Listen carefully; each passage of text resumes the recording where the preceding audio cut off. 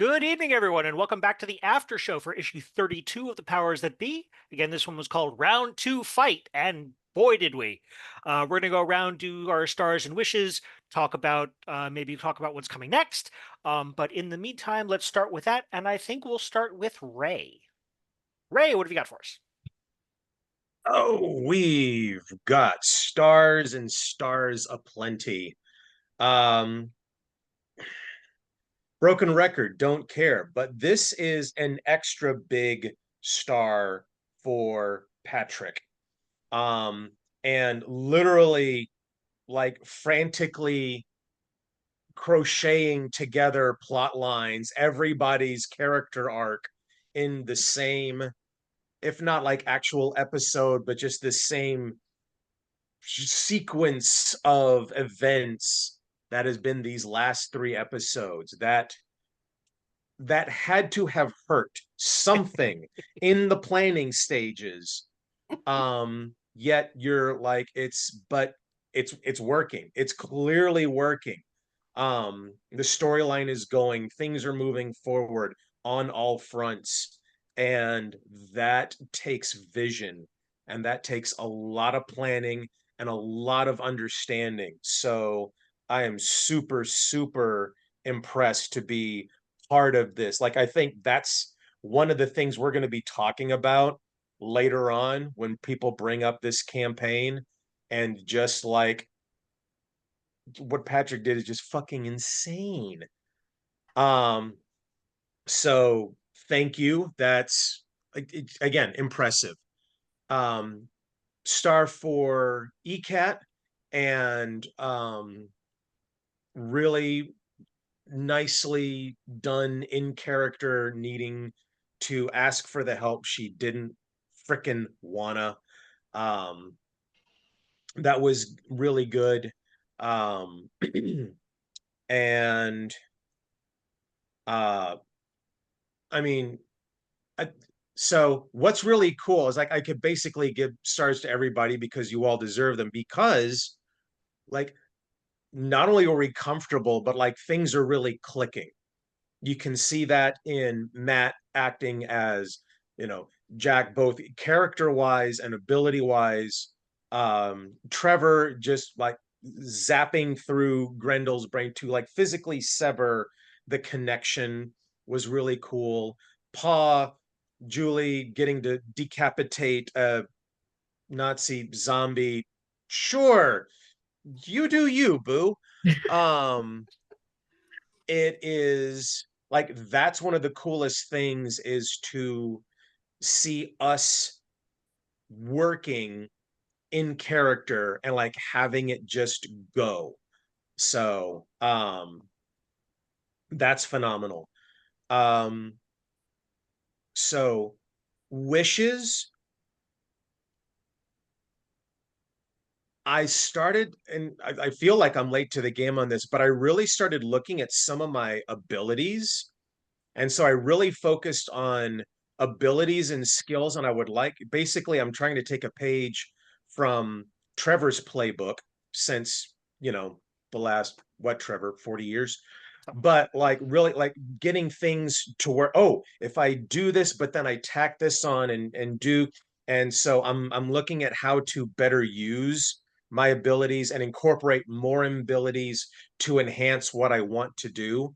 The only thing I forgot to do is throw in a Cypher, but I'm sure I could probably do that later. But and it doesn't have to be in combat situations. So I'm hoping to utilize what I have at hand, especially as a speaker, because I was gonna try to do some crowd control before plot made is like, no, you look this way.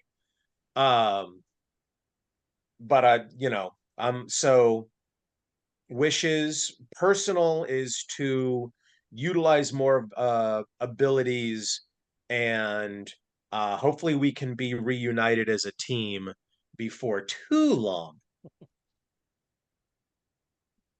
All right, let's go next to Julie. Again, Patrick, I mean, just the back and forth with the party split. And yeah, that was really, really, really well done. Everybody, really doing things in character well. Um, I have to admit, I'm absolutely exhausted, so I'm having a hard time with words. Just Okay. yeah, So one thing, so the image I had in my head, which I think would have worked great in a comic book, is that anytime you switched scenarios, like it could have been whether it's a cartoon or a comic book, you have a panel, like a full width of the page, narrow panel that's just a tennis ball and a racket, thwack, and then you turn the page and there you are in there and it finishes and the next one you see it going away, Nice. thwack, Yeah. and just because that's just what it felt like. See, I yeah, was picturing the old Batman TV show, ding a ding a ding a ding. Yes. That one. See, and I went straight to the parody of it done in Wayne's World. Yeah. Oh, we are fucked up people. Yeah. All right. ECAT, let's go to you next. What do you got?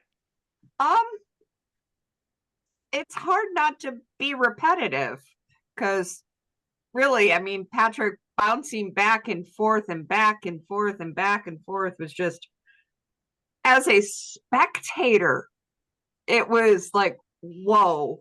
I can't imagine trying to keep all those threads going.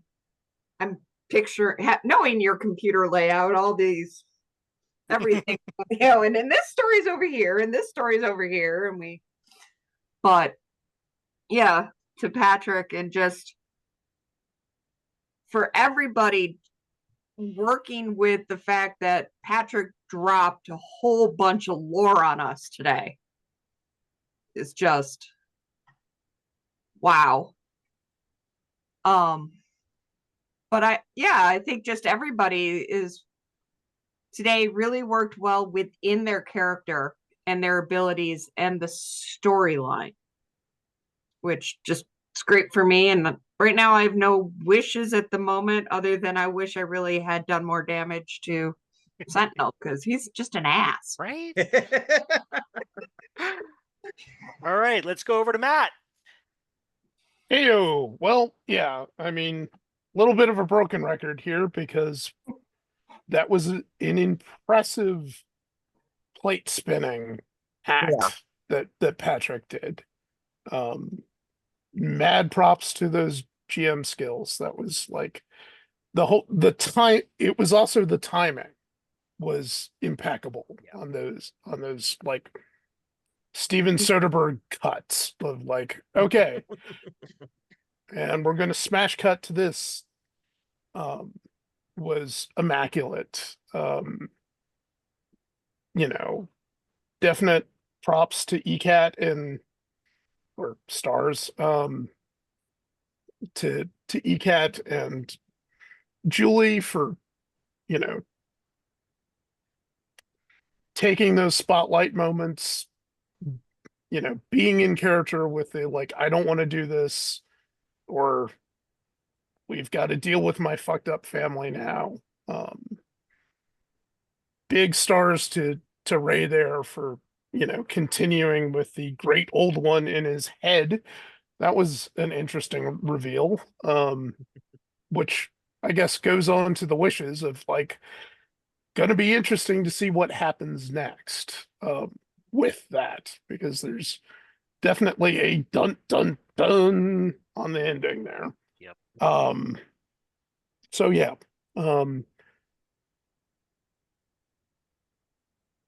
Yeah, other guess not wish, but I rolled up instant servant as like one of the ciphers. So I'm going, okay, does Jack pull like a little servo bot off the Reich Donner? Like, Yeah. hey,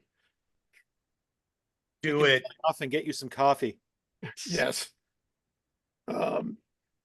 Or is that in bad taste to use a Nazi robot? It's kind of in bad Who taste. made him? That's Yeah, true, yeah. that doesn't What you're make saying. it better. that makes it considerably worse. A lot worse. No, And we thought Jack hated himself before. you are repurposing it to something better. Yes. But there's going to be a little bit of self-loathing there. Yeah. But that's kind of all I got. Okay. So in addition, obviously, to everything that's already been said before, ECAT for the Never Meet Your Heroes line, that was freaking awesome. That was a beautiful moment. Likewise, Ray for the Herman's Head call out, which still one of my favorite sitcoms. But also just in general, the depths to which you are describing what's going on in Gene's head and what's going on in his dealings with Eddie. They get better every time, dude. You are killing it on those, and I am so thankful to be a part of it and get to be part of this story and get to watch everyone here make this story. My wish is that when this story comes to a conclusion and we switch over to the fantasy campaign, it's less of a wish and more of a hope that I can juggle the plates anywhere near as well as Patrick, you have been doing. So that's it for me, and then bring it over to the man of the hour. Is that way on my screen, Patrick? For my ability to juggle things, I will have to bring up that Julie made me, sort of made me take a theater class in college where I learned about how things like, dramatic mechanics operate in stories and whatnot. So I rely heavily upon that sort of stuff. It's just cutting it off right at the right moment to make sure that the thing carries on correctly. Don would be proud of you. I've actually learned stuff. So tonight has a couple interesting things. Like, there are a lot of parts where the story has just gone in a totally different direction than I originally planned it, but other things have circled back well. For instance, the confrontation between Gen X and the Circus King was one of the earliest things that I had come up with. And exactly, the whole only me thing. So there's no other alien allowed inside of here. It's just he's mine. That's why I'm here, and you can go screw off. So I thought that was great. The big fight with the Reich Donner and how now everything is just going to, circle back into that one central point. Consider now there are two primary villains left, of course. You have Erebus, who's in the middle of doing something, and nobody really understands what it is. Yep. And of course, then there is also Exa, who not terribly central to what's going on right now, aside from the fact that she reanimated a Nazi corpse in order to operate a giant robot. So just one of the many skills she's picked up over her time. Right. Yeah, she and I will be having a discussion about that at some point. Yeah, the evil supervillain correspondence courses are paying off. But it's like I thought that everything went well. People understood what their characters are capable of, and what they want to do, what their limits are. Like, it was great watching Black Ice trying to decide what she's going to do, because so the one person she loathes the most, and she has actually a lot more reason behind that than she realizes. But just we have to do what we have to do, and there's a lot of development behind stuff like that, which I really love. Characters who grow over time. So but as we're spiraling in, I'm thinking we have probably, I think, 2 more episodes to go, and maybe like an after show type of thing, depending on how long the one takes. We'll see. But in terms of wishes, I wish this could go on forever, but that's just not how things work. Because we've all played campaigns that have just gone on way too long. Yep. And I'd like to see the story end and then let's move on to the next thing. And we have a lot of things that we can work on. And of course, we have our next one with a interesting crew of people. Yeah. Yeah. Back with each other. Motley crew of. Yep. And and again, we've said this before, Patrick, but I want to, state it again. There are so many more stories to tell in this world that you have developed. even if like these characters' stories may or may not have come to an end, it depends on how you want to define it. I would actually love to go back into this world, start fresh, with more new fledgling heroes, and see where the path takes them, because I'm sure it will be uh, completely different, but just as amusing and just as engaging, and just as good of a story. The thing I'm trying to figure out is that is going to happen at the end of this, assuming, the world survives, because all good superhero stories have to end with Right. some major threat to the universe. Yep. But what's going to happen to STEM and their whole program? Because now that you all know, and well, y'all are not lightweights by any means anymore.